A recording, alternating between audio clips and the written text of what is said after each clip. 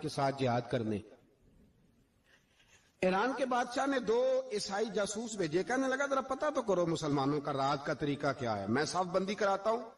وہ ساری رات صف بندی کراتا رہا. 2 جاسوس آئے مسلمانوں کی معلومات کرنے. معلومات کر کے جب واپس گئے تو حضرت عمر فاروق رضی اللہ تعالیٰ عنہ کے سپاہیوں کو دیکھا, غور سے پلٹے. تو بادشاہ کہنے لگا کیا حال دیکھ کے آئے ہو؟ کہنے لگا سارے مسلح پہ بیٹھے ہوئے ہیں.